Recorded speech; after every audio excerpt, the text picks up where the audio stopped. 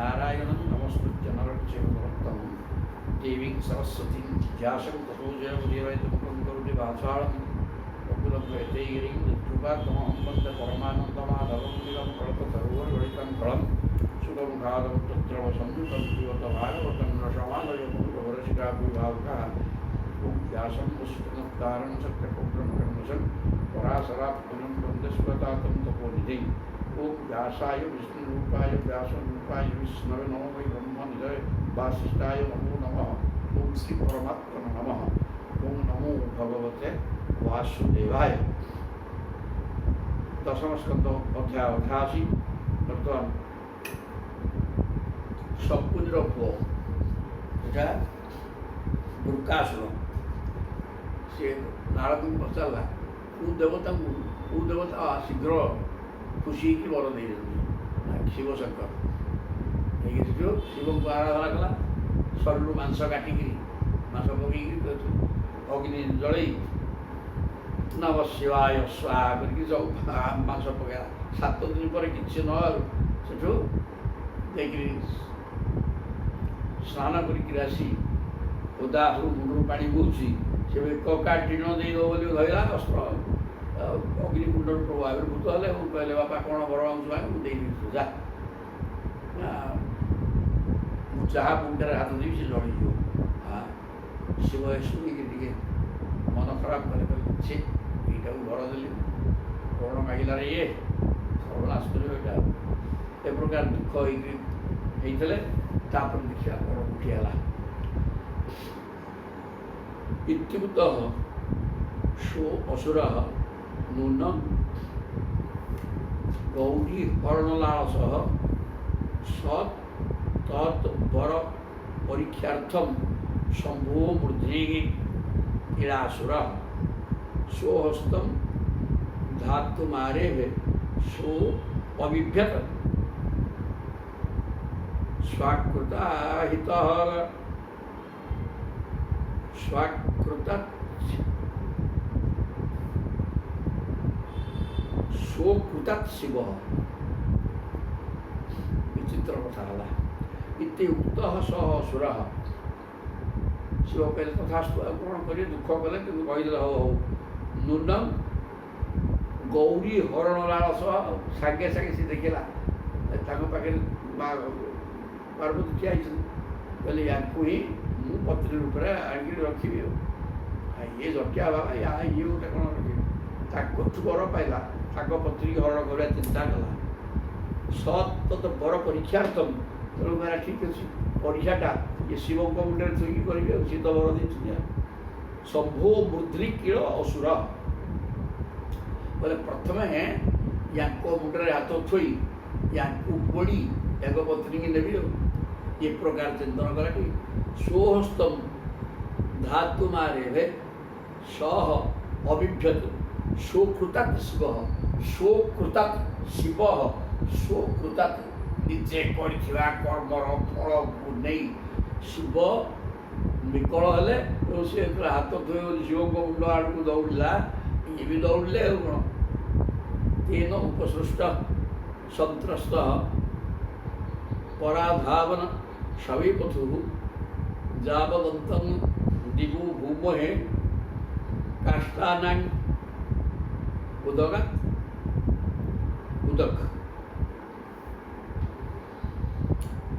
तेन उपसृष्ट संत्रस्त सी हाथ हाथ अड़े धाइला छुई बोली असुर प्रभु धाइले असुर भी बढ़ेला शिव धाई धाई पृथ्वी स्वर्ग दिग सबुआड़े बुलले तथापि असुर गोड़े सी कले कौन से काष्ठा ना उदक से उत्तर दिग आड़ को दौड़े स्वर्ग मर्त्य पाताल 10 दिग सब बुझे बोलिक उत्तर दिग को दौड़े अजानत प्रतिविधि तुश्री आसन सुरेश्वरा जो देवता का पाखु गले यार प्रतिकार कौन हो पारे କେହି ହେଲେ ଚିନ୍ତା କରି ଧରିପାରିଲେନି। ତେଣୁ କିଏ ତାଙ୍କୁ ସାହାଯ୍ୟ କରିବ? ସବୁ ଇନ୍ଦ୍ର ଅଗ୍ନି ଯମ ସମସ୍ତଙ୍କ ପ୍ରଭୁ ଧାଇଛନ୍ତି, ଦିବପାଳଗୁଡ଼ା ସବୁ। କିନ୍ତୁ ଅଜାନନ୍ତ ପ୍ରତିବିଧି, ତାର ପ୍ରତିକାର କ'ଣ? ହାତ ଛୋଇଲେ ତ ମୁଁ ମରିବ ପୋଡ଼ିଯିବ ବୋଲି ନିଜେ ବର ଦେଲେ, ତା ହାତ ଛୋଇବାକୁ ଆସିବା ପ୍ରତିକାର ତାର କ'ଣ କରାଯିବ? କୌଣସି ଦେବତା ଚିନ୍ତା କରି ଧରିପାରିଲେ ନାହିଁ। ସମସ୍ତେ ତେଣୁ ତୁଷ୍ଣିଂ ଆସନ, ସବୁ ନିରବରେ ରହିଲେ। ମୋ ମୁଣ୍ଡ ପ୍ରତିକି ଶିବ ଯାଇକି କହିଲେ ମୋ ଛୋଇଗଲେ ଯାଇଛି, ମୁଁ ପୋଡ଼ିଯିବି, ରକ୍ଷା କର ନା। କିଏ କ'ଣ କରିବ? ତୁମେ ତ ବର ଦେଇଛ, ପୋଡ଼ିବା ଆଉ କ'ଣ? ତତ୍ତ୍ୱ ବୈକୁଣ୍ଠ, ବୈକୁଣ୍ଠ ଭଗବତ ଭାସ୍ୱରଂ ତମସଃ ପରଂ। ତାପରେ ବୈକୁଣ୍ଠମ, ବୈକୁଣ୍ଠ ଧାମକୁ ଚାଲିବ। ସିଏ ତ ଜଣେ ପ୍ରଭୁ ହିଁ ସବୁର ମାଲିକ, ସିଏ ସବୁ କରିଦେଇପାରିବ। ତେଣୁ ବୈକୁଣ୍ଠରେ ହେଇକି ପ୍ରବେଶ ହେଇଗଲେ। ଏବଂ ତମସଃ ପରମ, ବୈକୁଣ୍ଠ ହେଲା ଅନ୍ଧକାରରୁ ବହୁତ ଦୂରରେ, ଅନ୍ଧାର ସେଠି ନାହିଁ। ଏବଂ ଭାସ୍ୱରମ୍, ଜ୍ୟୋତିର୍ମୟ ଅନ୍ଧକାର ଭିନ୍ନ ବୈକୁଣ୍ଠ ଧାମରେ ପହଞ୍ଚିଗଲେ। ଯତ୍ର ନାରାୟଣ ସାକ୍ଷାତ୍ ନ୍ୟାସିନାଂ ପରମାଗତି ସାନ୍ତାନାଂ ନ୍ୟସ୍ତଦଣ୍ଡାନାଂ ଯତୋ ନାବର୍ତ୍ତତେ ଗତଃ।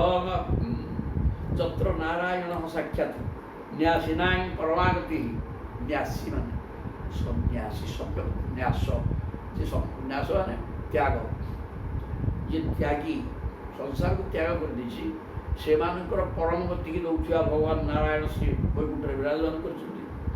ଶାନ୍ତାନାଂ ନ୍ୟସ୍ତଦଣ୍ଡାନାଂ ଯତୋ ନାବର୍ତ୍ତତେ ଗତଃ, ସେ ହେଲେ ନ୍ୟସ୍ତଦଣ୍ଡାନାଂ ଶାନ୍ତାନାଂ, ଦଣ୍ଡ ରହିତ। ସେ ସମସ୍ତେ କାହା କ୍ରୋଧ କରିକି ଦଣ୍ଡ ଦିଅନ୍ତି, ଦଣ୍ଡ ରହିତ ଶାନ୍ତମାନଙ୍କର, ଶାନ୍ତ ମାନେ ସଂସାର କାମନା ବାସନା ରହିତ। ସଂସାର କାମନା ବାସନା ଯାହା ପାଖରେ ଅଛି ସିଏ ଅଶାନ୍ତ ହେଇକିରି ବୁଲିବ। ତେଣୁ ଇଏ ସେଗୁଡ଼ାକ ନାହିଁ, ତେଣୁ ଶାନ୍ତ ହେଇଛନ୍ତି। ନ୍ୟସ୍ତଦଣ୍ଡା ନାହିଁ।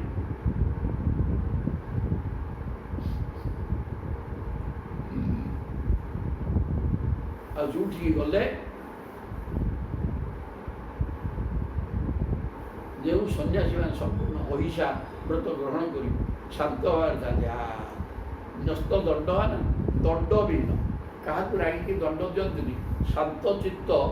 ଏହି ପ୍ରକାର ଯେଉଁ ସନ୍ନ୍ୟାସୀମାନେ, ତାକୁ ସେ ଗତି ଦିଅନ୍ତି ପ୍ରଭୁ। ଯତ୍ୱ ନାବର୍ତ୍ତତେ ଗତଃ ଯଦ୍ଗତ୍ୱାନ ନିବର୍ତ୍ତନ୍ତେ ତଦ୍ଧାମ ପରମଂ ମମ। ଗୀତାରେ ଭଗବାନ କହିଛନ୍ତି। ଏଠି ସେଇ କଥାଟା ଧାଇଟେ ଅଳ୍ପ ଟିକେ କହିଦେଉଛନ୍ତି। ଯତ୍ୱ ନିବର୍ତ୍ତତେ ଗତଃ, ଯତଃ ଗତଃ ନ ନିବର୍ତ୍ତତେ, ଯେଉଁ ଜାଗାକୁ ଗଲେ ଆଉ ଫେରିବାକୁ ହୁଏନି। ଗୀତାରେ କହିଦେଲେ ଯଦ୍ଗତ୍ୱାନ ନିବର୍ତ୍ତନ୍ତେ ତଦ୍ଧାମ ପରମଂ ମମ। ଯେଉଁ ଜାଗାକୁ ଯିବା ପରେ ଆଉ ବଂଶ ଲେଉଟେନି, ମାନେ ମୁକ୍ତି ହେଲା ଆଉ ଲେଉଟ। ତେଣୁ ସେଇ ଜାଗାରେ ଯାଇକି ପହଞ୍ଚିଗଲେ ଭଗବାନ ଶିବଶଙ୍କର।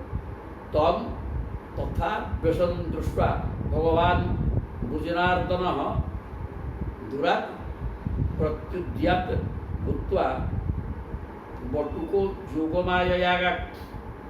ତମ୍ ତଥା ବ୍ୟସନ ଦୃଷ୍ଟ୍ୱା ଭଗବାନ ଭୁଜନାର୍ଦ୍ଦନ, ଭୁର୍ଜିନ ମାନେ ପାପ, ସମସ୍ତ ପାପକୁ ଦଳନ କରିବାର ହଟେଇଦେବା, ବିନାଶ କରିବାର କ୍ଷମତା ଥିବା ଭଗବାନ ଯେତେବେଳେ ଲକ୍ଷ୍ୟ କଲେ, ଆରେ ଶିବ କି ଛଟପଟ ହେଉଛନ୍ତି, କେଡ଼େ ଦୁଃଖରେ ପଡ଼ିଯାଇଛନ୍ତି। ବ୍ୟସନ ମାନେ ଦୁଃଖ, ଦୃଷ୍ଟ୍ୱା ଦେଖିକି ଭଗବାନ ଯିଏକି ଭୁଜନାର୍ଦ୍ଦନ, ପାପକୁ ବିନାଶ କରିବା ହିଁ ଦରକାର ଏବଂ ସବୁ ପାପିକି ବିନାଶ କରିବା କ୍ଷମତା ପ୍ରଭୁଙ୍କ ପାଖରେ ଅଛି।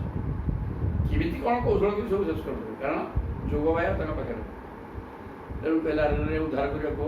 ତେଣୁ ଦୂରାତ୍ ପ୍ରତ୍ୟୁଦ୍ୟାତ ଭୂତ୍ୱା,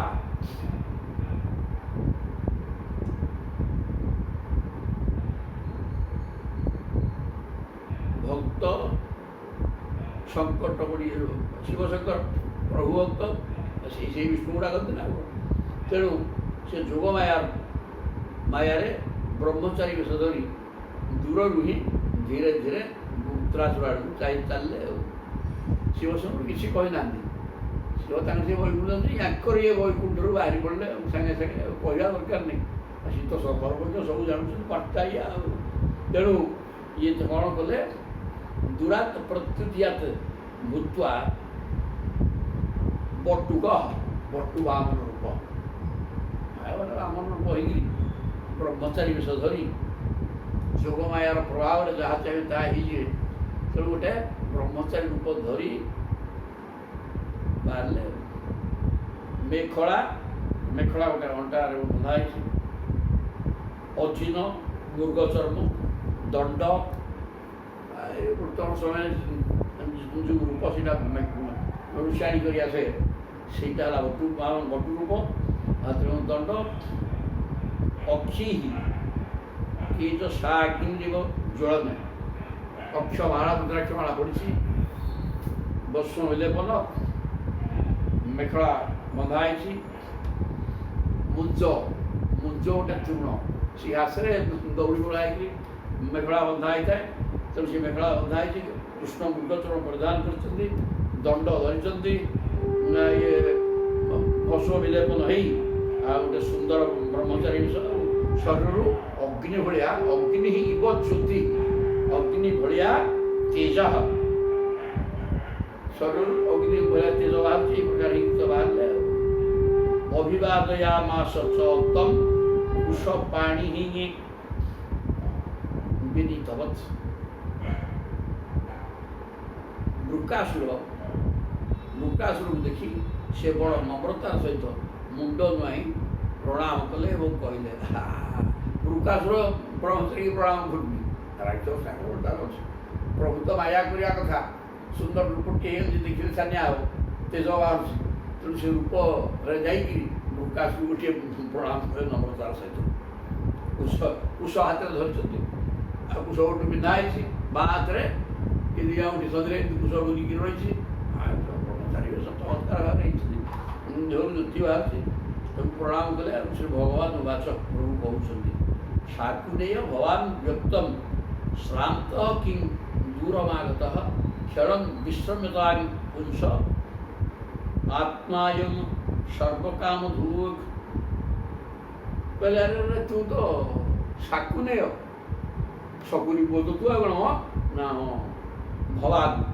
व्यक्तम देख चल मुझे तू शकुन पुटा श्रांत कि दूरम आगत बहुत दूर तू दौड़िक आसु क्लांत हो देहमुंडा झाड़ नाड़ कि विचित्र रूप है कि कष्ट कि झाड़ बैसा देहमुंडा क्लांत हो जड़े तुम बोपा ना कहला इे तुम दौड़िक हालिया आइस देखिकी दुख कला बोले से बड़े निज रही माया बाबुला है किए कौन मत चिन्हुंट इे मुझ दुख कर कहले कौन सब तापर से बड़े नम्रता थमी थमीज आ क्षण विश्रमता कहीं खाई जल सब धारणा बस टे विश्राम करदे टे हालिया मेटे दे पुरुष प्रत्येक पुरुषर प्रत्येक जीव जी बंची आत्मा सर्वकाम शरीर थिले सीना तो सांसारिक कामना पूर्ण करूँ आ शरीर को नष्ट कर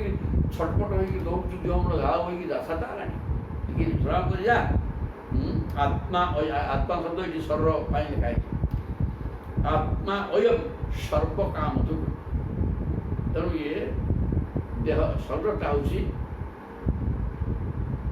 रक्षा योग्य धर्म आचरण शरीर थिले सीना धर्म शरीर थिले धर्म करी धर्म करूँ जहाँ करूँ कामना पूर्ण करूँ कौन कामना पूर्ति शरीरटा रहा दरकार तो शरीर नष्ट हो धाई जदि न श्रवणायाल जुस्वव्यवसित विभो भन्यता प्रायश कुंभी धृति स्वार्थान समीहते गोटे सुंदर कथा कहले ये जो दीटा कथा कहते छुई पुरुष लोक अमुक पुओ भाई भल कि भाई शरीर सुरक्षा दरकार शरीर थिले धर्म करूँ कामना पूर्ण करूँ संसारिक कामना भोग करूँ शरीरटा नष्ट करूँ कौन यहाँ जन मन में छाप पकेब पुणी कहते जदि न श्रवणायालम दुष्व्यवसित विभो हे प्रभु ये सम्मान देखिए कहते जे प्रभु हे प्रभु जदि दुष्व्यवसित तो କାହିଁକି ଛଟପଟ ହେଇକି ଯାଇଛୁ, ଯଦି ମୁଁ ଶୁଣିବାକୁ ଯୋଗ୍ୟ ତାହେଲେ ମୋ କଥା ପ୍ରକାଶ କରିଦେଇପାରୁ। କାହିଁକିନା ଦୁଃଖଟା ବାଣ୍ଟି ଦେଲେ କ'ଣ ଅସୁବିଧା ତା ଅନ୍ୟ ଆଗରେ କହିଦେଲେ ଦୁଃଖ ଲାଘବ ହୋଇଯାଏ। ଏଇଟା ହେଲା ନିୟମ। ଭନ୍ୟତା ପ୍ରାୟଶଃ କୁମ୍ଭୀ ଧୃତି ସ୍ୱାର୍ଥାନ୍ ସମୀହତେ। କାରଣ ଏ ସଂସାରରେ ଲୋକେ ସହାୟକଙ୍କ ଦ୍ୱାରା ବହୁତ କିଛି କାମ ହାସଲ, ଦୁଃଖ ତ କମ୍ ହେଇଯିବ, ତା ସାଙ୍ଗେ ଯଦି ଦରକାର ପଡ଼େ ତୋତେ ମୁଁ କିଛି ସାହାଯ୍ୟ କରିଦେଇପାରେ ତୋ କର୍ମରେ। ତେଣୁ ଉଠିବି ଲସମସ ହେଇକି ଧାଇଁଛୁ ଏବଂ ଆଜି ଆଇକି ଝାଳ ହେଲୁଣି, ଯଦି ଅନ୍ୟ ଆଗରେ କହିଦିଆଯାଏ ଦୁଃଖ ଲାଘବ ହେବ। ତା ସହିତ ଦରକାର ପଡ଼େ ସେ ଯଦି ସାହାଯ୍ୟ କଲା ତାହେଲେ ତୋ କାର୍ଯ୍ୟ ସିଦ୍ଧି ହେଇଯିବ। ଦୁଇଟା କଥା ଏଇଥିରେ ଅଛି। ତେଣୁ ତୁ ମୋତେ ମୁଁ ଶୁଣିବାକୁ ଯୋଗ୍ୟ, ମୁଁ ଜବରଦସ୍ତ କରୁନି, କାହାକୁ କିଏ ଜବରଦସ୍ତ କରିବ ତା କଥା କହିବା ବ୍ୟକ୍ତିଗତ କଥା ଗୁଡ଼ାକ କ'ଣ ମୋର ଦରକାର। କିନ୍ତୁ ଏହା କଥା ହୁଏତ ମୁଁ ତୋତେ ସାହାଯ୍ୟ କରିବି କିଛି, ଯଦି ସାହାଯ୍ୟ କଲେ ତୋ କାମ ହେଇଯିବ ବୋଲେ ଆମେ ମିଶିକି କରିଦେବା। ମୋତେ ଏମିତି ପ୍ରଭୁ କଲେ ତାକୁ ବାୟା ଆଉ ଶ୍ରୀ ଶୁକବାସ ମାୟାରେ ବାୟା ଦେଲେ କରି ଶ୍ରୀ ଶୁକବାସ। ଶୁକଦେବ କହୁଛନ୍ତି ଏବଂ ଭଗବତା ପୃଷ୍ଠ ବଚସା ମୃତ ବର୍ଷିଣା ନତକ୍ରମ ଅବ୍ରବୀତ ତସ୍ମୈ ଯଥା ପୂର୍ବଂ ଅନୁଷ୍ଠିତମ୍। ଏବଂ ଭଗବତା ପୃଷ୍ଠ ଭଗବାନ ଏ ପ୍ରକାର ପ୍ରଶ୍ନ କରନ୍ତେ ବଚସା ଅମୃତ ବର୍ଷିଣୀ, ସେ କଥାରୁ ସତେ ଅମୃତ ବର୍ଷା ହେଉଛି ଅତ୍ୟନ୍ତ ମୂର୍ତ୍ତି ତ ମନୋହର ଆକର୍ଷଣୀୟ, ତା ଦେହରେ ବଚନ ମଧ୍ୟ ଅତ୍ୟନ୍ତ ହୃଦୟସ୍ପର୍ଶୀ ଅମୃତ ଭଳିଆ। ସେ କଥା ଶୁଣିକିରି ସେ ରୂପ ଦେଖି ଏବଂ ମୁଁ ଦରକାର ପଡ଼ିଲେ ସାହାଯ୍ୟ କରିବି, କାହିଁକି ଏମିତି ଯାଇଛୁ ତୁ ଶକୁନିର ପୁଅଟା ଏ ପ୍ରକାର ଯେତେବେଳେ ବତେଇ ଦେଲେ ମାୟାରେ ହେଲା ବାୟା ଆଉ ଶ୍ରୀମତ କ୍ରମ ତାର ଶରୀର ଟିକେ ଠିଆ ହେଇଗଲା। ପ୍ରଭୁ ଯେତେବେଳେ କଥାବାର୍ତ୍ତା କହୁଛନ୍ତି ଯେତେବେଳେ ପଳେଇବ କୁଆଡ଼େ ହାଲିଆ ଟିକେ ମେଣ୍ଟିଗଲା। ଅବ୍ରବୀତ ତସ୍ମୈ ଏବଂ ଭଗବାନଙ୍କୁ କହିଲା ଯଥା ପୂର୍ବଂ ଅନୁଷ୍ଠିତ, ପୂର୍ବରୁ ଯାହା ଯାହା ତପସ୍ୟା କରି ମାଂସ ଦେଇକି ଅଗ୍ନିକୁଣ୍ଡରେ ପୋଇକି 7 ଦିନ ପରେ ବେକ କାଟିବାକୁ ଯାଉଥିଲେ, ପ୍ରଭୁ ଆସିକି ହାତ ଧରିଦେଲେ ଏବଂ ବର ଦେଇଛନ୍ତି ଯାହା ମୁଣ୍ଡରେ ଦେବି ହାତ ସେ ଜଳି ପଡ଼ିକିରି ମରିବ। ଏ ବର ପାଇକିରି ମୁଁ ଗୋଡ଼େଇଛି ସେ ପରୀକ୍ଷା କରିବାକୁ ଆଉ ଇଏ କ'ଣ ବର ଦେଇଦେଲେ ସତ କି ମିଛ, ମୁଁ ତାଙ୍କ ମୁଣ୍ଡରେ ହାତକୁ ଯାଇଛି। ସିଏ ଆଉ କହିବ ତାଙ୍କ ପତ୍ରିକି ହରଣ କରିବନି। ବତେଇଲା ଶ୍ରୀ ଭଗବାନ ବାସ ଓହୋ ଏବଂ ତର୍हि तद्वाक्यं न वयं श्रद्धधीमहि। जो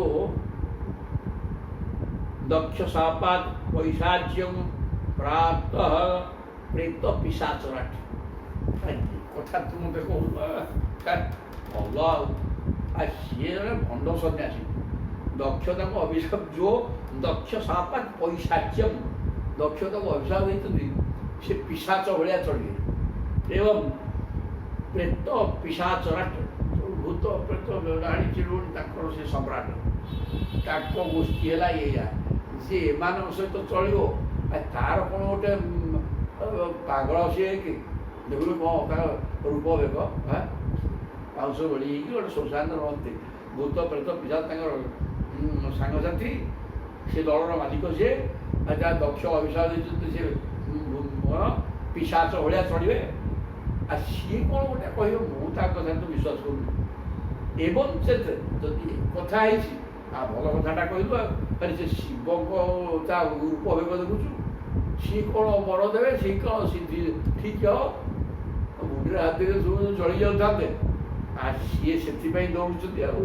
ते कहीदे आ मुंडे हाथ जलिबनी तेणु तू हैरान करू कौन बर देव कहीं तेणु से बर सिद्धि हम ना बोली से दौड़ुं कथा भिडिगला कौन तले पड़गला ना जो कल बल हो दौड़ देखुन कहीं दौड़े से तो तरी तत्वाक्यम न वयं श्रद्धधीमहि कथार मोटे विश्वास नहीं से भूतराट भूतमान सम्राट सी संसारवासी कौन तर अच्छी अभिशाप पाई अभिशाप पाई शशुर दक्ष कहे से पिशाच भाया चलो कथा को विश्वास कर जदि बह तत्र विश्रम्भ दानवेन्द्र जगद्गुरु तर्हि अंगाशु सुशिरसि हस्तं यस्य प्रतीयतानि जदि वह तत्र विश्रम्भ हे असुर राज टे टेका टिकी नदेले लुणी असुरटा तो असुर राज कहले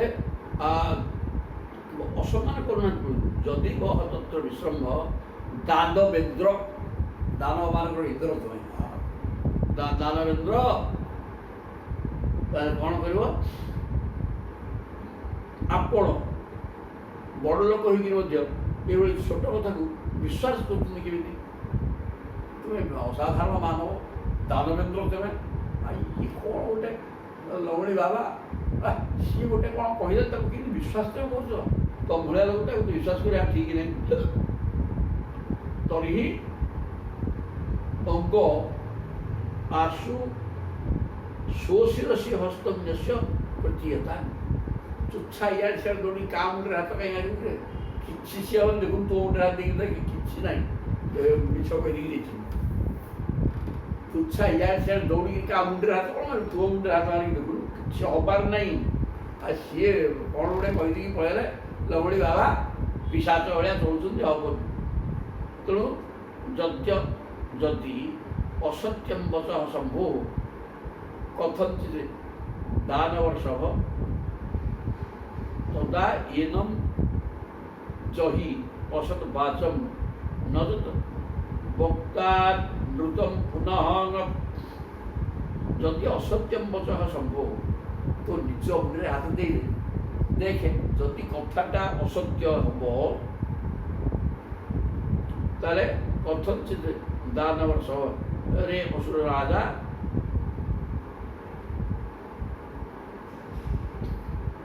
मिथ्यावाद को तुरंत मारी पका तत् एनम जही असत वाचम मिछ कथा कहूवा शिव को गोटे मारिदे कहीं जड़े एमती मिछ कही लोक ठकुची तू मुंडे हाथ देखे किसी हबार नहीं तापर असत बोली प्रमाण होगा शिव गोड़े बारिदे जमी आउ दिन ए प्रकार कथा आउ कहीं कहे न जत वक्ता अनृतम पुनः आउ जड़े ए प्रकार मिछ कथा जमी कहनी से तू मुंडे हाथ की परीक्षा करते शिव गोड़े मारे धाइचु कौन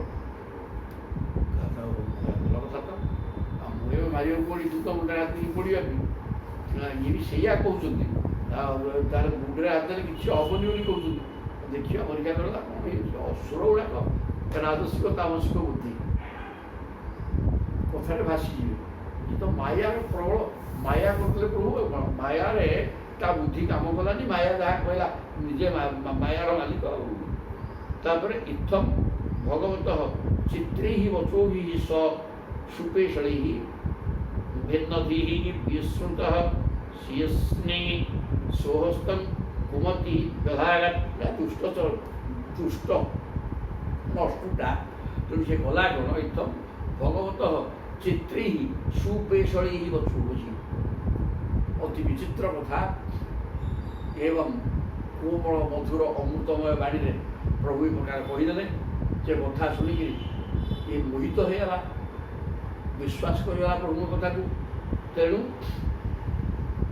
भिन्न नदी तार बुद्धि परिवर्तन होगा विश्रुत एवं गोटे कहते मुंडे छुई प्रकृति कौन जलियो बेकार कथा मुंडे हाथ दे सुहस्त विशेषणी कुमति दुष्ट नष्टा निज मुंडे हाथ देदेला अथ अवदत्त भिन्न शिरा वज्राहत इव क्षणात् जय शब्द नमशब्द साधु शब्द अभवत दिवी पर संगे संगे पड़गला अवदत्त भिन्न शिरा मुंड देह सब जलिक निआर पड़गला वज्राहत इव क्षणा वज्र आघात जमी सागे सागे जीवन सारी जाए सेमती पड़क जलीगला चारिड़े देवता मान स्वर्ग जय शब्द कले हे कृष्णाय नमः नमस्कार एवं साधु शब्द साधु साधु भगवान समस्ते प्रशंसा करने लगे कारण शिव शंकर को मुक्ति करते मैंने शिव आज दोष हो जाते मुमुक्षु पुष्प वर्षाणी और हते पापे मुकासुरे देवर्षि पितृगंधर्वा मुदिता संकटा शिव मूर्छित संकटा शिव पहले मुमुक्षु पुष्प वर्षाणी स्वरूप पुष्प वृष्टिला पापी मुकासुर मरी जाते देवर्षि पितृ गंधर्व समस्ते मिसिकी जय शब्द नम शब्द उच्चारण करने सहित पुष्प वर्षा कले एवं संकट शिव मूर्छित संकटरू भगवान शिव शंकर मुक्त हो मुक्त गिरीशमभ्याहन भगवान पुरुषोत्तम देव महादेव पापोयन स्वेन पापनागा मुक्त गिरीशम अभ्याह भगवान पुरुषोत्तम भगवान पुरुषोत्तम शिव शंकर कहले अहू देव महादेव कहले हे प्रभु देवदेव महादेव में पापयुक्त स्वेन पापना ନିଜେ କରୁଥିବା ପାପର ଫଳ ଭୋଗିଥାନ୍ତି।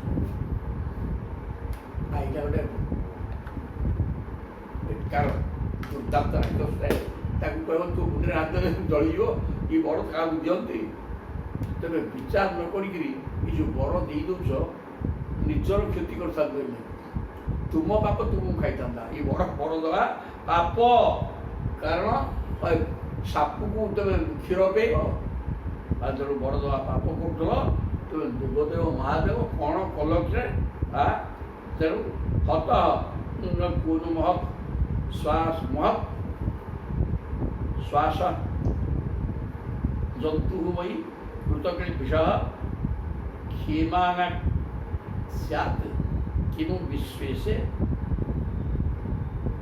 कृतागष्टः जगत गुरु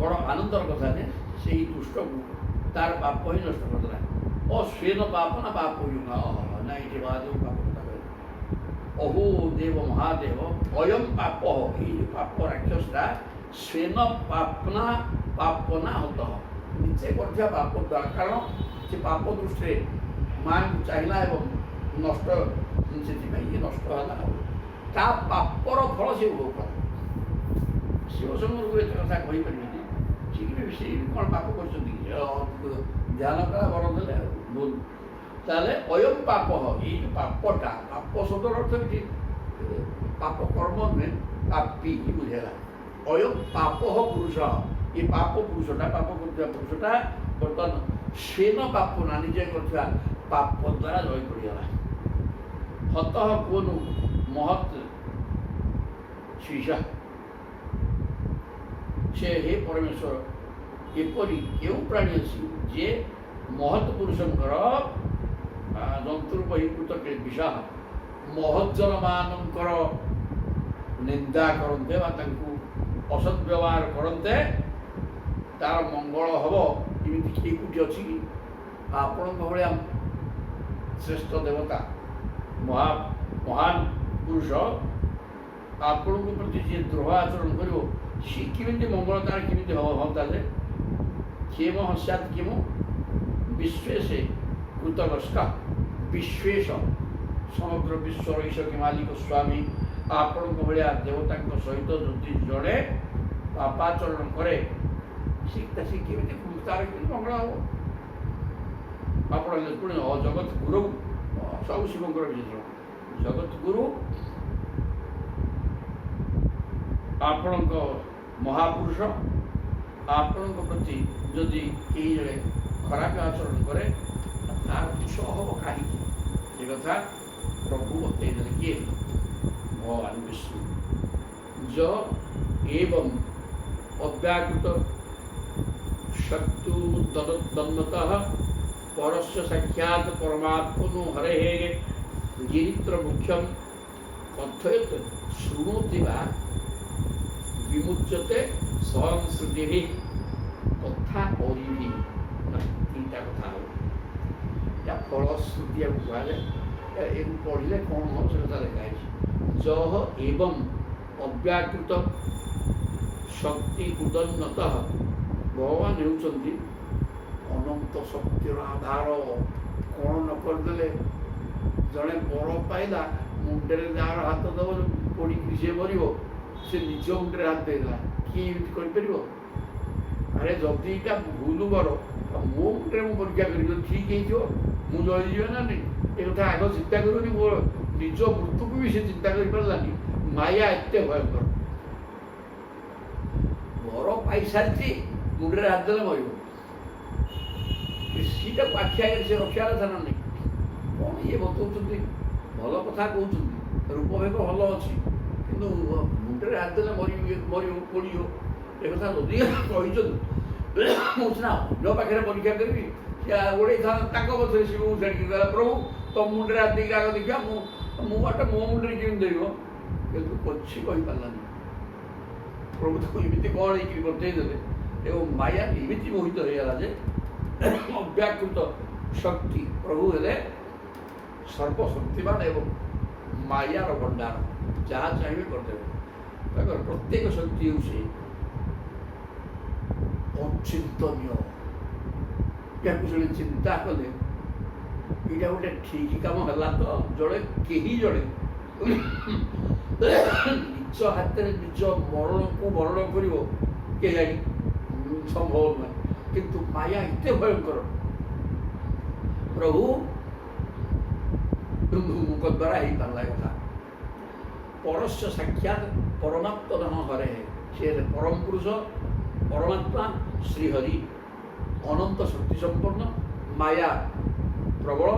ସେ ମାୟା ପ୍ରଭାବରୁ କିଛି ବୁଝିପାରିଲାନି, ନିଜ ମୃତ୍ୟୁକୁ ନିଜକୁ ନିଜେ ମାରିଦେଲା। ଆଉ ଗିରିତ୍ର ମୁଖ୍ୟମ এই ପ୍ରକାର ହେବା ପରେ ଗିରିତ୍ର ମାନେ ଶିବଶଙ୍କରଙ୍କର ମୁକ୍ତି ହେଲା। ଯାକୁ ଯେଉଁ ବ୍ୟକ୍ତି କଥୟେତ, ଯିଏ ଏଇ କଥାକୁ କହେ ଏବଂ ଶୃଣୋତି ବା ଅଥବା ଶୁଣେ, ଯିଏ କହେ ଯିଏ ଶୁଣେ, ବିମୁଚ୍ୟତେ ସଂସ୍କୃତି ତଥା ଅରିଭି, ଦୁଇଟା କଥା। ସଂସ୍କୃତି ମାନେ ଜନ୍ମ ମରଣ ଚକ୍ରୁ ଉଦ୍ଧାର ହେବା ସଙ୍ଗେ ସଙ୍ଗେ ଅରିଭି ଶତ୍ରୁ ଭୟ ବି ମୁକ୍ତ ହୋଇଯାଏ।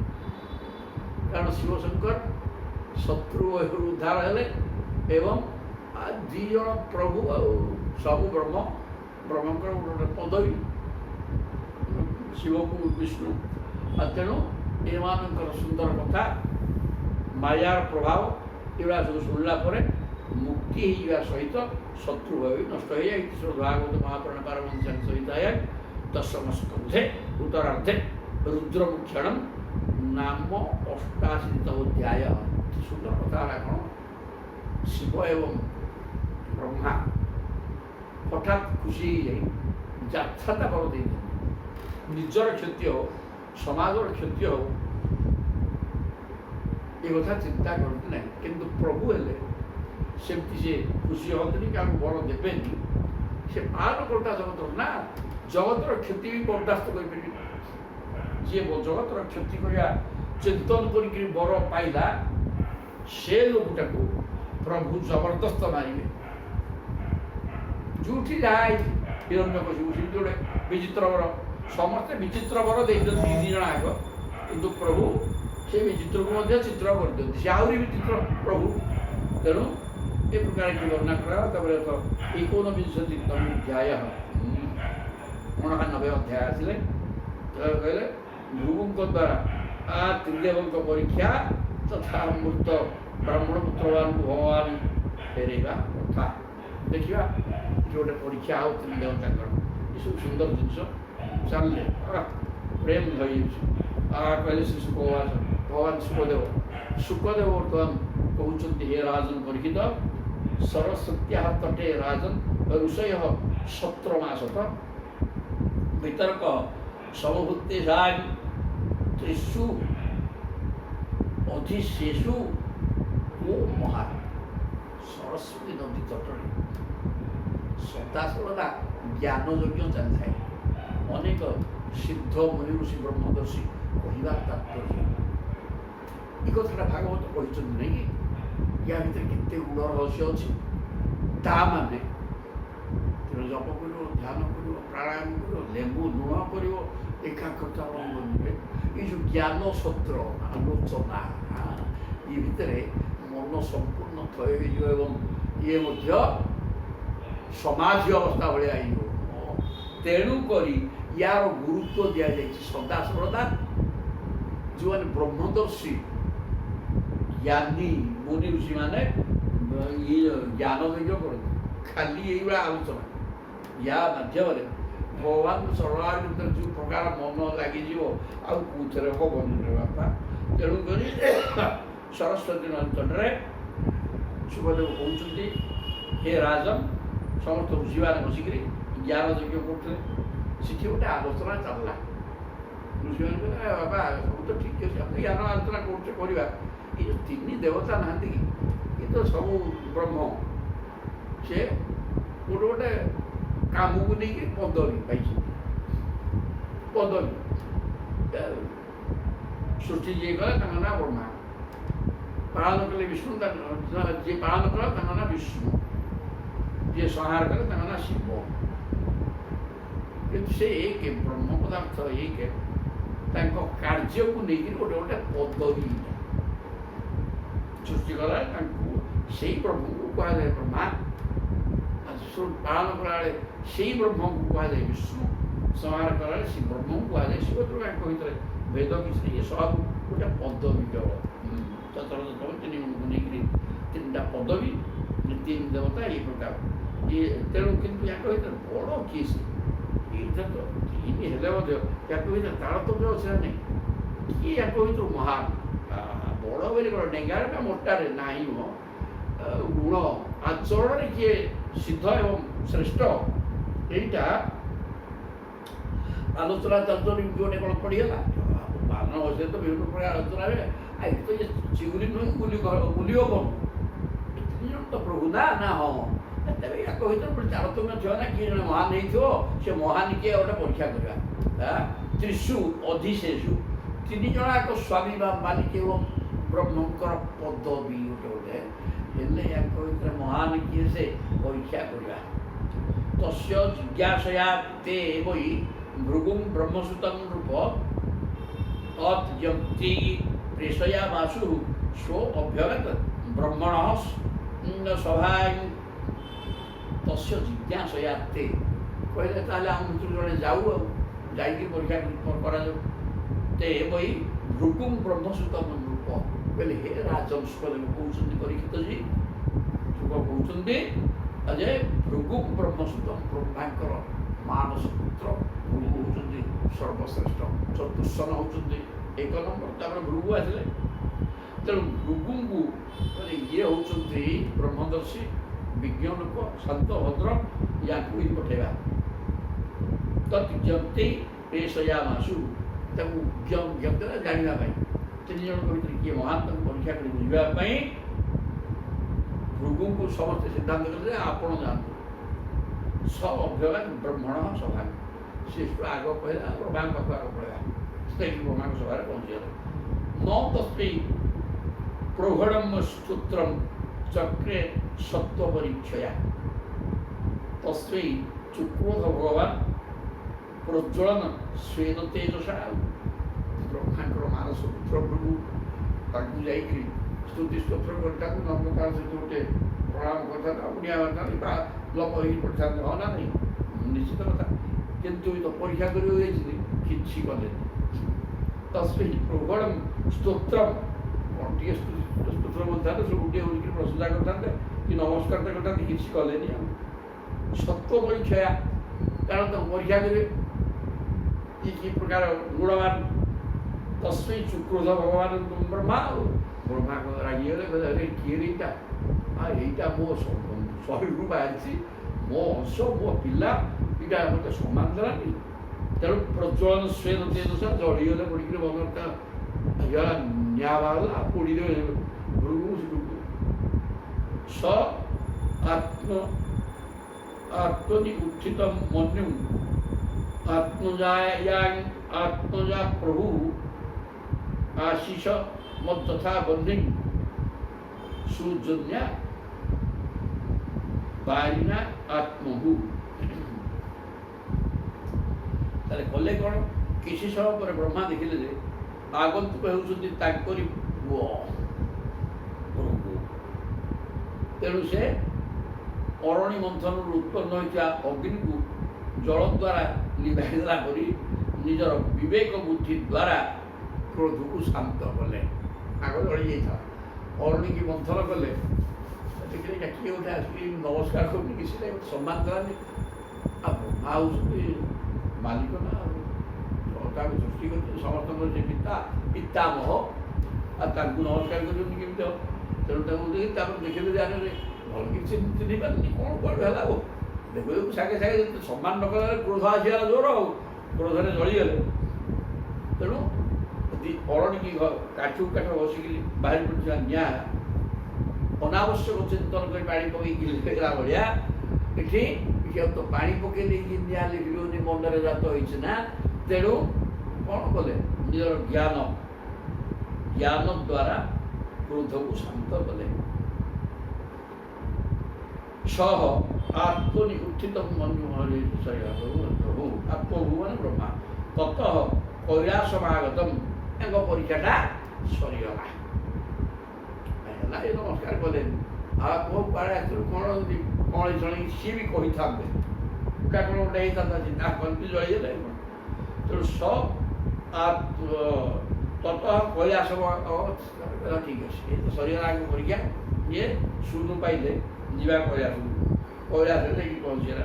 ଭାଗବତ ସତଂ ଦେବ ମହେଶ୍ୱର, ସେଠି ଭଗବାନ ଶିବଶଙ୍କର ଅଛନ୍ତି। ପରିରନ୍ଧୁନ୍ ସମାରେଭେ ଉତ୍ଥାୟ ଭ୍ରାତର ମୁଦା। ତେଣୁ ସାନ ଭାଇ, ଆରେ ବାପା, ଚତୁଃସନ ସୃଷ୍ଟି କଲା ପରେ ରୁଦ୍ରାଗ ବାହାରିଲେ। ଚତୁଃସନଙ୍କ ଉପରେ ବ୍ରହ୍ମା ସେମିତି ରାଗି ଯାଇକରି କ୍ରୋଧ ବାହାରିଲା, ତାଙ୍କୁ ପୋଡ଼ି ଦେଇଥାନ୍ତି। ସେଠୁ କ୍ରୋଧ ବାହାରିଲା, ସେ କହିଲେ ଆରେ ମୁଁ ସୃଷ୍ଟି କଲି ନୂଆକିରି, 1 ନମ୍ବର ସୃଷ୍ଟି, ୟାଙ୍କୁ ଜଳେଇଦେବି ଏଇ କଲିରେ। ତେଣୁ ତାକୁ ଶାନ୍ତ କରିବାକୁ ବସିଲେ, ସେ ହେଲାନି। ନାକ ଦେଇକିରି ରୁଦ୍ର ବାହାରି ପଡ଼ିଲେ, ରୋଦନା। ତ ରୁଦ୍ର ବାହାରିକି ସେ କାଲି ଭେଁ ଭେଁ କାନ୍ଦିଲେ। ତାଙ୍କ ନାଁ ରୁଦ୍ର ଦେଲେ, କହିଲେ ମୋତେ ସ୍ଥାନ ଦିଅ, ମୋର ପତ୍ନୀ ସିଦ୍ଧାନ୍ତ କର, ମୁଁ ସଂସାର କରିବି। ଆଉ ଏ ତ ସଂସାର କରିବାକୁ କହିବେ ବ୍ରହ୍ମା। ତେଣୁ ସେ ତାଙ୍କ ତରଫରୁ କହିଦେଲେ ଯେ ତାଙ୍କୁ 11ଟା ନାଁ ତାଙ୍କର ଦିଆହେଲା, 11 ଜଣ ପତ୍ନୀ ସବୁ କରିକିରି ରୁଦ୍ର ରହିଲେ। ତାପରେ ଭୃ ବାହାରିଲେ। ତେଣୁ ଇଏ ଜ୍ୟେଷ୍ଠ ଭ୍ରାତା, ଏକା ବୋପା ବ୍ରହ୍ମାଙ୍କର ସନ୍ତାନ, ମାନସ ପୁତ୍ର। ତେଣୁ ରୁଦ୍ର କହିଲେ ସାନ ଭାଇଟା ଆସିଲାଣି, ତାଙ୍କୁ ଟିକେ କୋଳାକୃତ କରିଦେବା, ଲିଙ୍ଗନ କରିବାକୁ ଦୌଡ଼ିଲେ। ଆଉ ହାତକୁ ଏମିତି କରିକି ଦୌଡ଼ିଲେ। ପରିରନ୍ଧୁମ୍ ସମାରେଭେ ଉତ୍ଥାୟ ଭ୍ରାତର ମୁଦା। ପ୍ରେମରେ ଭାଇକି ଆଲିଙ୍ଗନ କରିଦେବା ପାଇଁ ଦୌଡ଼ିଲେ ତାଙ୍କ ଆଡ଼କୁ। ନୈଷତ୍ୱମ୍ ପଥର ଇତି ଦେବଚୁକୁପଃ ଶୂଳମୁଦ୍ୟତଂ ହନ୍ତୁମ୍ ଆରେଭେ ଦିଗ୍ବଦୂଷଣ। କିନ୍ତୁ ମହର୍ଷି ଭୃଗୁ ତାଙ୍କ ଆଲିଙ୍ଗନକୁ ସ୍ୱୀକାର କଲେ ନାହିଁ। ନ ଇଚ୍ଛତ୍ ତ୍ୱମ୍ ଅଚ୍ୟୁତ ପଥଗ। ଶିବ ଠିଆ ହେଇଛନ୍ତି, ତାଙ୍କ ପାଖକୁ ଦୌଡ଼ିକି ଆସିକି ପହଞ୍ଚି ଆଲିଙ୍ଗନ କରିବା ମୁଦ୍ରାରେ ଆସିଛନ୍ତି। ଆଉ ଦୁଇ ସିଆଡ଼କୁ ପଳେଇଲେ। ଆରେ କ'ଣ ମୋତେ ଆଭଏଡ଼ କଲାଣି, ମୋତେ ଇଏ ମାନେ ମୋତେ ଗ୍ରହଣ କରୁନି ମୋ ଆଲିଙ୍ଗନକୁ, ଇଏ ସିଆଡ଼େ କ'ଣ ପଳେଇଲା। ତେଣୁ ରାଗିଲେ। ଆଉ ଚୁପ କହୁଛନ୍ତି ମୂର୍ତ୍ତିମାନ କ୍ରୋଧ, ଆଉ ରାଗିଲେ। ରାଗି କ'ଣ କଲେ, ଶୂଳ ମୁଦ୍ୟ ନଧଇଲେ ତ୍ରିଶୂଳ କଲେ, ଆଚ୍ଛା ମୁଁ ଭାଇ ବୋଲି ତୋତେ ସ୍ନେହରେ ଦୌଡ଼ିଲା କି ତୁ ସିଆଡ଼େ ପଳଉଛୁ ଇଆଡ଼େ ପଳଉଛୁ, କ'ଣ ଇଏ ଏଇଟା କି ଭାଇ ଇଏ। ତେଣୁ ତମ୍ ହନ୍ତୁ ଗାଁରେ ଭେ ଦିଗ୍ମ ଲୋଚନ, ଆଖି ନାଲ ଲାଲ ହେଇଗଲା। ନାଲ ଲାଲ ଆଖିରେ ତାଙ୍କୁ ଚାହିଁ ଦୌଡ଼ିଲେ ତ୍ରିଶୂଳ ଧରିକି ମାରିବା ପାଇଁ। ସେଠୁ ପତିତ୍ୱା ପାଦୟୋଃ ଦେବୀ ଶାନ୍ତୟାମାସ ତମ୍ ଗିରା ଅଥୁ ଜଗାମ ବୈକୁଣ୍ଠଂ ଯତ୍ର ଦେବଜନାର୍ଦ୍ଦନଃ। ତାପରେ ମା ପାର୍ବତୀ ଗୋଡ଼ ତଳେ ଗଡ଼ିଆରେ ଗଲେ, ପ୍ରଭୁ ସେ କିଏ ଜାଣୁଛ? ଆଉ ବ୍ରହ୍ମାଙ୍କର ମାନସ ପୁତ୍ର, ତମେ 2 ଜଣ ଯାକ, ସେ ବ୍ରହ୍ମଜ୍ଞାନୀ, କ'ଣ ହେଲା କ'ଣ ନାହିଁ ସେ କାହିଁକି ଏମିତି ପଳେଇଲେ ଆଉ ସେଥିରେ ଏତେ ରାଗିକିରି ତ୍ରିଶୂଳ ଧରି ତାକୁ ଶେଷ କରିଦେବ ବୋଲି ଏଇଟା କ'ଣ କାମ ରାଗିକିରି କ'ଣ ଦିବସ କ'ଣ ହେଇଛି କିରେ ଆଜି ଏମିତି କ'ଣ ହେଉଛୁ କ'ଣ ଟିକେ କହିଥିଲେ ହେଇଥାନ୍ତା ଆଉ ତ୍ରିଶୂଳ ଧରି କ'ଣ ମାରିବାକୁ ଧାଇଁଛ ଏ ପ୍ରକାର ପାର୍ବତୀଙ୍କ କଥା ଶାନ୍ତୟା ମା ସତମ ଗିରା ପାଦୟ ପତିତ୍ୱା ମା ପାର୍ବତୀ ପାଦରେ ପଡ଼ିଗଲେ ପାଦକୁ ଧରିକି ପଡ଼ିଗଲେ ଆଉ ଗୋଟେ ତ୍ରିଶୂଳ ମାରିବେ କ'ଣ ଏବଂ ତାକୁ କହିଲେ ସାନ୍ତ୍ୱନା ଦେଇକି ସେ ସବୁ ବୁଝେଇଲେ ଅଥଚ ତାପରେ ଗୁରୁକୁ ବୁଝିଗଲେ ଆଗ ହିସାବ ଚାଲିଲେ ବୈକୁଣ୍ଠକୁ ଜଗାମ ବୈକୁଣ୍ଠମ ଯତ୍ର ଯତ୍ର ଦେବ ଜନାର୍ଦ୍ଦନ ଜନ୍ମକୁ ଯିଏ ଅର୍ଦ୍ଦନ କରନ୍ତି ଜନ୍ମ ମାନେ ଜନ୍ମକୁ ଯିଏ ପୀଡ଼ନ କରନ୍ତି ମାନେ ଜନ୍ମ ଆଉ ହବନି ଯେଉଁ ପ୍ରଭୁଙ୍କୁ ଆଶ୍ରୟ କଲେ এই প্রকার জনার্দনଙ୍କ ପାଖକୁ ଦୌଡ଼ିଲେ ଶୟାନ ଦେଇକି ଦେଖିଲେ ଶୟାନ ଶ୍ରିୟ ଉଚ୍ଛଙ୍ଗେ ପଦା ବକ୍ଷଶ୍ଚତାଳୟତ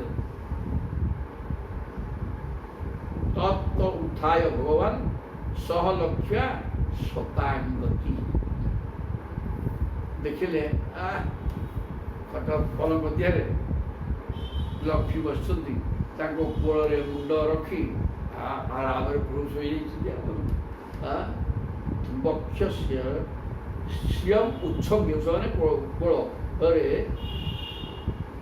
ପଦା ଶୟାନମ ଶ୍ରିୟମ ଉଚ୍ଛଙ୍ଗେ ପଦା ବକ୍ଷଶ୍ରୀ ପଦାଳୟତ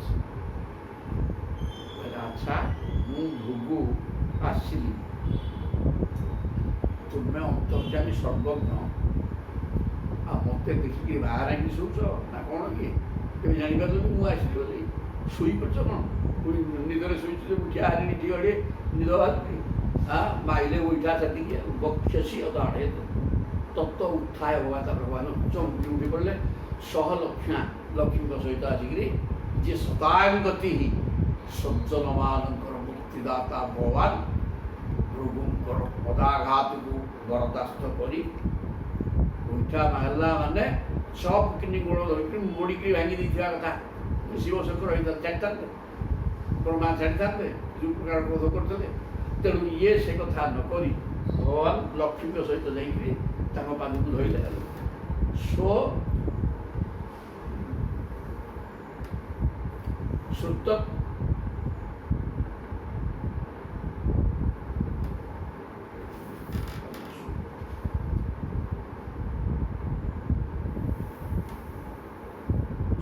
ତଳପାତ ଅବରୁହାଥ ଜଗାମ ଶିରସା ମୁନି ସାଙ୍ଗେ ସେଇ ସଜି ଉଠି ପଡ଼ିଲେ ଝଟକିନି ଯାଇକିରି ମୁନିଙ୍କର ପାଦ ଧରିକି ଲମ୍ବ ହୋଇକି ପଡ଼ିଗଲେ ଭଗବାନ ଶିରସା ମୁଣ୍ଡ ଲଗେଇକିରି ପାଦରେ ଆହ ତେ ସ୍ୱାଗତମ ବ୍ରହ୍ମନ ନିଷିଦ ଅତ୍ର ଆସନେ କ୍ଷର ଏ ପ୍ରଭୁ ଆପଣଙ୍କର ସ୍ୱାଗତମ ଶୁଭାଗମନ ଦୟାକରି ଆସନରେ ଟିକେ ବସନ୍ତୁ କ୍ଷଣ ମୁଁ କହୁନି ଏଠି ବସିଥା ଘଣ୍ଟା ଘଣ୍ଟା ଟିକେ ବସନ୍ତୁ ଆଗ ଆସନ ଟିକେ ଦେଇଦେଲେ ବସିବା ପାଇଁ ଅଜାନତା ଆଗତାନ ବହ କ୍ଷନ୍ତୁମ ଅର୍ହତ ନହ ପ୍ରଭୁ ମୁଁ ଜାଣିପାରିଲିନି ଗାଢ଼ ନିଦାରେ ଟିକେ ଶୋଇପଡ଼ିଥିଲି ମୋତେ କ୍ଷମା କରିଦିଅନ୍ତୁ ଏ ଅପରାଧ ମୋର ହେଇଯାଇଛି ପ୍ରଭୁ ହେଲେ ବ୍ରାହ୍ମଣ ଦେବତା ସବୁ ଦେବତାମାନଙ୍କର ଦେବତା ପ୍ରଭୁ କିନ୍ତୁ ତାଙ୍କ ଦେବତା ବ୍ରାହ୍ମଣ ନା ତେଣୁ ଇଏ ଭୃଗୁ ଛୋଟିଆ ଲୋକ ନୁହଁ ତେଣୁ ପ୍ରଭୁ ପୁରା ମୁଣ୍ଡ ଧରିକିରି ଗୋଡ଼ରେ ପ୍ରଣାମ କରି କହିଲେ ଆସନରେ ବସ ଏବଂ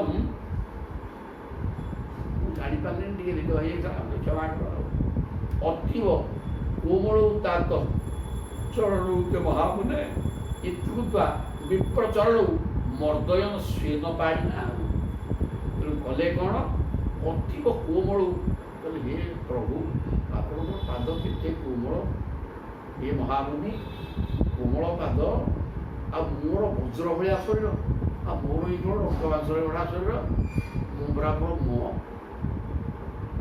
ତେଣୁ ମୋ ଶରୀରଟା ବି ବ୍ରହ୍ମମୟ ବିଭିନ୍ନ ପ୍ରକାର ଉପାଦାନରେ ଗଢ଼ା ରକ୍ତ ମାଂସ ବ୍ରହ୍ମ ହବ କୁଆଡ଼େ ତେବେ ଏଇଟା ବଜ୍ରାଙ୍ଗ ୟା ଦିନେ ଆପଣ ପାଦ ମାରିଲେ କେତେ କାଟିଥିବ କଅଁଳିଆ ପାଦ ତେଣୁ ବିପ୍ରଚରଣ ମର୍ଦ୍ଦୟନ ପାଦକୁ ମୋଡ଼ିକିରି ପାଣି କାଟୁ ଧରିକି ତାଙ୍କୁ ମୋଡ଼ାମୋଡ଼ି କରି ପାଦକୁ ଥୟ କଲେ। ମର୍ଦ୍ଦୟନ ସେ ନ ପାଣିନା ନିଜ ହାତରେ ପ୍ରଭୁ ପାଦ ମୋଡ଼ିକିରି ଆସନ ଦେଲେ ବସିବାକୁ, ପାଦ ଟିକେ ମୋଡ଼ାମୋଡ଼ି କରିକି ସୁସ୍ଥ କରେଇଲେ। ପୁନି ସହ ଲୋକମାନ୍ ଲୋକପାଳାଞ୍ଚ ମଦଗତା ପାଦୋଦକେନ ଭବତଃ ତୀର୍ଥାନାଂ ତୀର୍ଥକାରିଣ୍ୟାଂ। ତୀର୍ଥର ତୀର୍ଥତ୍ୱକୁ ଆପଣମାନେ ଦିଅନ୍ତି। ତୀର୍ଥରେ ପାପୀମାନେ ଗାଧୋଇବା ଫଳରେ ତୀର୍ଥର ତୀର୍ଥତ୍ୱ ନଷ୍ଟ ହୋଇଯାଏ। ତୀର୍ଥର କାମ କ'ଣ? ପାପୀମାନଙ୍କର ପାପକୁ ହରଣ କରିବା। ଯେମିତି ପାଣିରେ ଲୁଣକୁ ଦ୍ରବୀଭୂତ କରେଇଲେ ମିଳିଯିବ, ସେସବୁ ପୁଣି ରହିଯିବ, ସେ ଲୁଣ ଥିବ, ସେମିତି ପାଣି ଥିବ କିଛି। ଆଉ ଲୁଣ ଦ୍ରବଣ ହେଇଗଲା ପରେ ଆଉ ଅଧିକା ସେ ଦେଇପାରିବ। ସେମିତି ପାପ ଗୁଡ଼ାକ ଜମି ଯାଇକି ଏମିତି ହେଇଯିବ, ଆଉ ପାପ ସେ ଗ୍ରହଣ କରିବନି। ତେଣୁକରି ସେ ପାପକୁ ନଷ୍ଟ କରିବାର କ୍ଷମତା ଆପଣମାନଙ୍କର ଅଛି। ଆପଣମାନେ ବସିଗଲେ ପାପ ପୋଡ଼ିକି ଜଳିଯିବ ଆପଣଙ୍କ ଶରୀର ବାଜିଲେ, ପୁଣ୍ୟାତ୍ମା ଆପଣମାନେ। ତେଣୁ ଲୋକପାଳାଂଶ ମଦଗତା ପୁନନ୍ତି ସହ କହିଲେ ଭବତଃ ତୀର୍ଥାନାଂ ତୀର୍ଥିକାରିଣା। ତୀର୍ଥକୁ ତୀର୍ଥରେ ପରିଣତ କରିବା ବ୍ୟକ୍ତି ହେଲା ଆପଣ ବର୍ତ୍ତମାନ ସହ ଲୋକମାନ ମୋର ବୈକୁଣ୍ଠ ଲୋକଟାକୁ ଆପଣଙ୍କର ପାଦ ପକେଇକି ପବିତ୍ର କରିଦେଲେ। ପାଦୋଦକେନ ଭବତଃ, ତେଣୁ ଆପଣଙ୍କର ପାଦୋଦକ, ପାଦ ଧୋଇକି ତାଙ୍କ ଉଦକ ଦେଲେ, ମୁଣ୍ଡରେ ଓଢ଼ିଲେ, କହିଲେ ଏଇ ପାଦୋଦକ ସମସ୍ତଙ୍କୁ ଦେଇକି ଏ ଜାଗା ଏସବୁ ପବିତ୍ର କରିବି ମୋ ବୈକୁଣ୍ଠକୁ। ଆପଣ ଆସିଲେ ଅବଭାଗ୍ୟ ମୋର। ଅଦ୍ୟ ଅହମ୍ ଭଗବାନ ଲକ୍ଷ୍ମା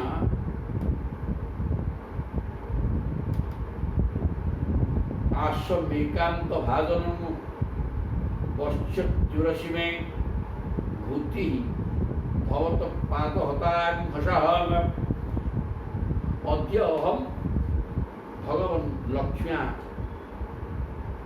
ଆଶ୍ରମ ଏକାନ୍ତ ଭାଜନଂ। କହିଲେ ହେ ଭଗବାନ, ଆପଣଙ୍କର ସରଳ କମଳର ସ୍ପର୍ଶରେ ମୋର ସକଳ ପାପ ଦୂର ହେଇଗଲା। ଆଜିଠାରୁ ମୁଁ ଲକ୍ଷ୍ମୀଙ୍କର ଏକମାତ୍ର ଆଶ୍ରୟ ହୋଇଗଲି। ଲକ୍ଷ୍ମୀ ଆଶ୍ରମ ଏକାନ୍ତ ଭାଜନ ପଶ୍ଚତ୍ୟୁରସୀମେ।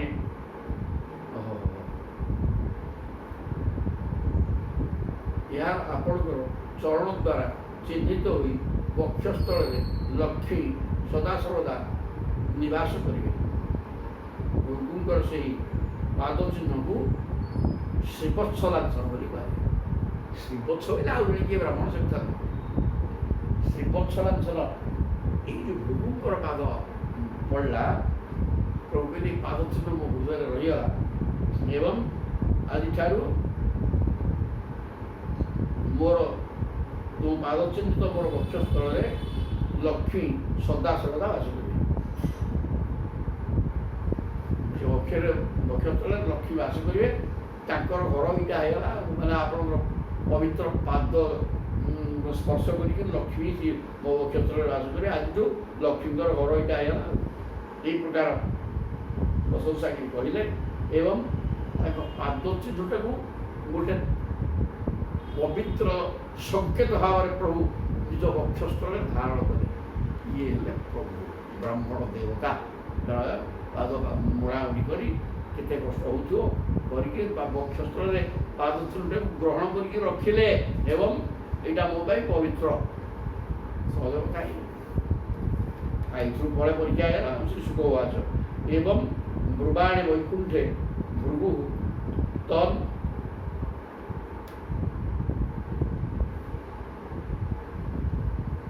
ତନ୍ମଦ୍ରୟା ଗିରା ନିବୃତ ତର୍ପିତ କୃଷ୍ଣୀ ଭକ୍ତୁତ୍କଣ୍ଠ ଅଶ୍ରୁଲୋଚନ।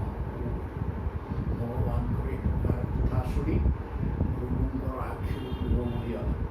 ପୂର୍ଣ୍ଣ କଲେ ମୋ ପାଦ ସେବା କଲେ, ଏବଂ ପାଦ ଚିହ୍ନଟାକୁ ଛୋଟିଆ ବ୍ରାହ୍ମଣଟାକୁ ପ୍ରବଳ ଭକ୍ତୁଲା ନାମ, ଆଉ ମୋ ପାଦ ଚିହ୍ନଟାକୁ ବିଲକୁଲ ଧରିକି ରଖିଲେ ନିଜ ହୃଦୟରେ।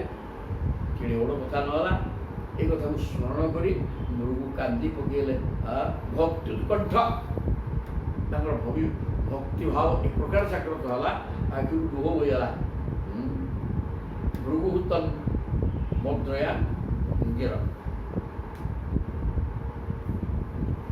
यहीपरि कहू भृगु परम तृतीय अनुभव कले भक्ति भक्तिभाव बुड़ीगले आखिर लुह गला निवृत्त तर्पित तृष्णि प्रभु द्वारा प्रभुर सत्कार खुशी चले पुनश्च सत्रमाव्रज्य मुनिना ब्रह्मवादिना स्वानुभूतम अशेषेण राजन भृगु अवर्णयत तापर जो ज्ञान चलना कि सरस्वती गृह से पहुँचे मुनिना ब्रह्मवादिना मुनिना ब्रह्मविद मुनिमान से सब थे से मुनिमान गण आसिक पहुँचीगला आमर भृगु भगवान स्वानुभूतम अशेषेण निजर अनुभूति तीन देवता ठारू जहाँ व्यवहार कले जो अनुभव पाइले से सब आसिक टिके टिके वर्णना कले सभा भितर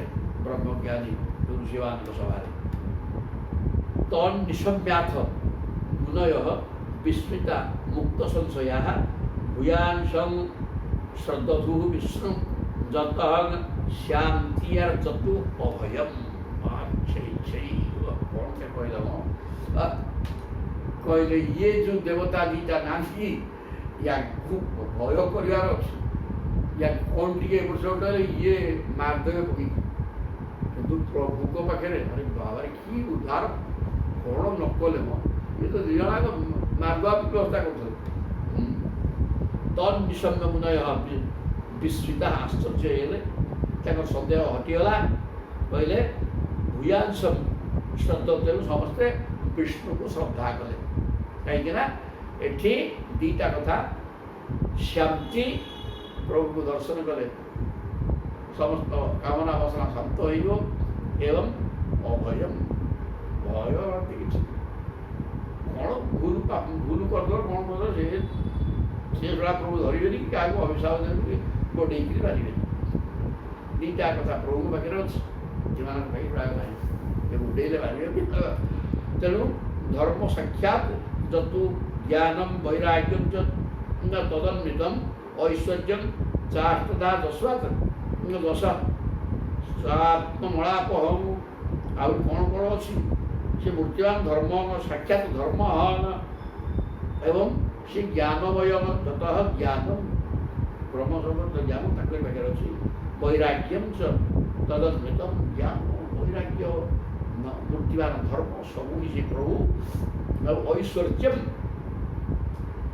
ऐश्वर्य हो कर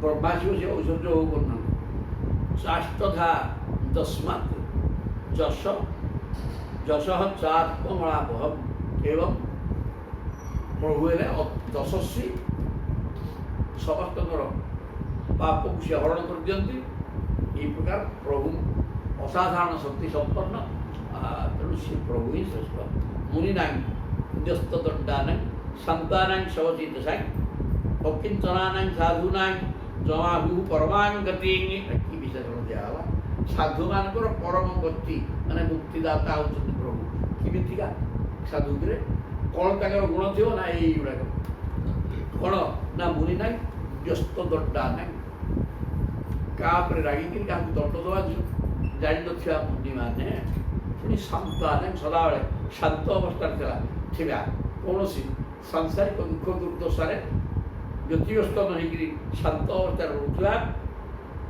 एवं क्या दंड दौना समचित वासुदेव सर्वम सबू ब्रह्ममय ये प्रकार समस्त को समदृष्टि देखुवा शांतचित्त क्या दंड देवाई चिंता करुवा अकिंचना ना जार कि न किंचन जार प्रभुंकर स्वरूप छड़ा आउ किछि आवश्यक ना सी न नास्ति किंचन जेशांते अकिंचना जो मान किसी भी दरकार नहीं सांसारिक कौन वस्तुर आवश्यकता न थी केवल भगवान को चरणार्जुन दरकार इतना अकिंचन अकिंचना ना साधुना ସାଧୁମାନଙ୍କର ଗତି ମୁକ୍ତିଦାତା ହେଲେ ପ୍ରଭୁ।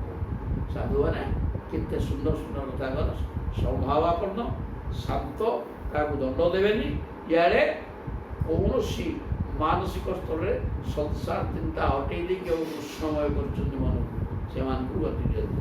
ସତ୍ୱଂ ଯସ୍ୟ ପ୍ରିୟା ମୂର୍ତ୍ତି ବ୍ରାହ୍ମଣା ତୃଷ୍ଟଦେବତା ଭଜନ୍ତ୍ୟନାଶିଷ ଶାନ୍ତା ଯବା ନିପୁଣ ବୁଦ୍ଧୟ କହିଲେ। ସତ୍ୱ ହିଁ ହେଉଛି ତାଙ୍କର ପ୍ରିୟ ମୂର୍ତ୍ତି। ସତ୍ୱଂ ଯସ୍ୟ ପ୍ରିୟା ମୂର୍ତ୍ତି। ବ୍ରହ୍ମା ହେଲେ ରଜଗୁଣ, ମୂର୍ତ୍ତିମାନ ରଜଗୁଣ। ଶିବ ମୂର୍ତ୍ତିମାନ ତମୋଗୁଣ। ଆଉ ବିଷ୍ଣୁ ମୂର୍ତ୍ତିମାନ ସତ୍ୱଗୁଣ। ସତ୍ୱଗୁଣର ମାଲିକ। ତେଣୁ ସତ୍ୱଗୁଣର ମାଲିକ ପୁଣି ମୂର୍ତ୍ତିମାନ ସତ୍ୱଗୁଣ। ବ୍ରାହ୍ମଣା ତିଷ୍ଠ ଦେବତା, ଏବଂ ବ୍ରାହ୍ମଣ ମାନେ ଯାହାର ଦେବତାରେ, ସେ ସବୁ ଦେବତାଙ୍କ ଉପରେ ଦେବତା, ତାଙ୍କ ଦେବତା ବ୍ରାହ୍ମଣ, ଇଆଡ଼େ ମୂର୍ତ୍ତିମାନ ସତ୍ୱଗୁଣ। ଇ କଥା ଭଜନ୍ତି ଅନାଶିଷ ଶାନ୍ତା, ଏବଂ ତାଙ୍କୁ ନିଷ୍କାମ ଅନାଶିଷ, ସେ ଆବଶ୍ୟକତା ନାହିଁ। ପ୍ରଭୁ ସବୁ ଦେଇଦେଇଛ, କାହିଁକି ଦେଲ ଏଗୁଡ଼ାକୁ? ସେ ମୋତେ ଆପଣ ମିଳୁନାହାନ୍ତି ନା, ମୋତେ ଦରକାର ଆପଣ, ଏ ସଂସାର କିଛି ଦରକାର ନଥିଲା, କିନ୍ତୁ ଏଗୁଡ଼ା ବହୁତ ଦେଇଦେଇଛ। ଏ ପ୍ରକାର ଚିନ୍ତନ କରିକି ଭଜନ୍ତି ଅନାଶିଷା, କିଛି ଆମର ଦରକାର ନାହିଁ, ମୋର ମାଗିବାର ନାହିଁ କିଛି, କି ଯାହା ଦେଇଛନ୍ତି ସଂସାର ପ୍ରଚୁର ସୁଳା ଦେଲେ, ଆବଶ୍ୟକ ନଥିଲା। ଶାନ୍ତା, ଏହି ପ୍ରକାର ଶାନ୍ତ ଚିତ୍ତରେ। ଜମ୍ବା ନିପୁଣ ବୁଦ୍ଧୟ, ନିପୁଣ ବୁଦ୍ଧିମାନ ବ୍ୟକ୍ତି। ଆଉ ବୁଦ୍ଧିମାନ ତ ସଂସାର ମାଗିବ, ତେଣୁ ନିପୁଣ ବୁଦ୍ଧିଆ ବ୍ୟକ୍ତି ସାଧକ ଏହି ପ୍ରକାର ପ୍ରଭୁଙ୍କୁ ମାଗନ୍ତି।